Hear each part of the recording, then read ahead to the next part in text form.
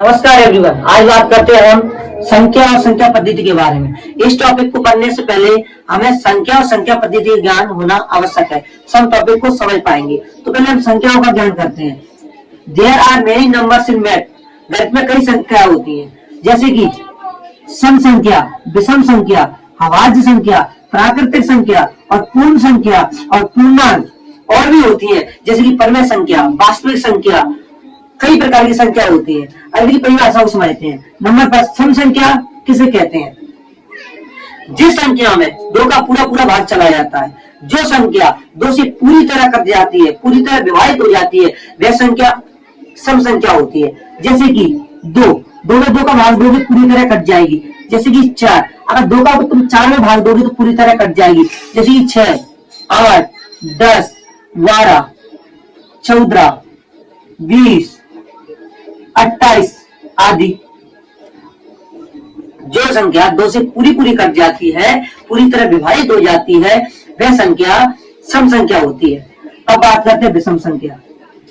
जो संख्या दो से पूरी तरह नहीं कटती है, जिसमें दो का पूरा भाग नहीं जाता है, पूरी तरह डिवाइडेड नहीं होती है, वह संख्या विषम संख्या होती है। जैसे कि एक, दो का भाग एक में नहीं जाएगा।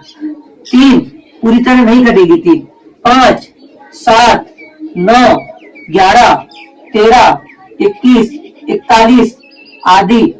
इन सभी संख्या में दो का पूरा पूरा भाग नहीं जाएगा, पूरी तरह भाग नहीं जाएगा, पूरी तरह संख्या नहीं कटेगी। जो संख्या दो से पूरी तरह नहीं कटती है वह विषम संख्या होती है। जो संख्या दो से पूरी तरह कट जाती है वह सम संख्या होती है। अब बात करते हैं अभाज्य संख्या। जो संख्या उसी संख्या से कटती है वह संख्या अभाज्य संख्या होती है। तो स्वयं से ही कटेगी, वो संख्या अभाज्य संख्या होगी। जैसे कि 2, 3, 5, 7, 11, 13, 17, 19 आदि और भी है, काफी है। जिस संख्या इनको कोई संख्या नहीं काट सकती, ये स्वयं से ही कटेंगी। जो संख्या खुद से ही कटती है वह संख्या अभाज्य संख्या होती है। अब बात करें प्राकृतिक संख्या। प्राकृतिक संख्या किन्हें कहते हैं?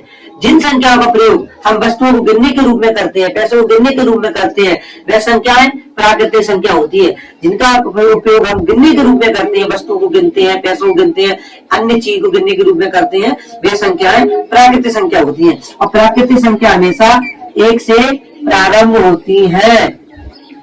प्राकृतिक संख्या किससे प्रारंभ होती है? 1 से। अब बात करते हैं पूर्ण संख्या।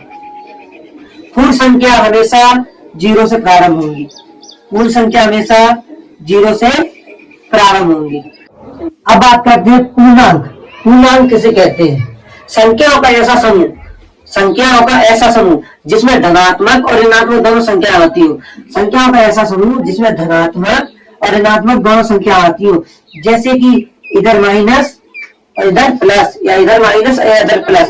भी अगर दोनों में प्लस माइनस हो, वह संख्याएं पूर्णांक होंगी।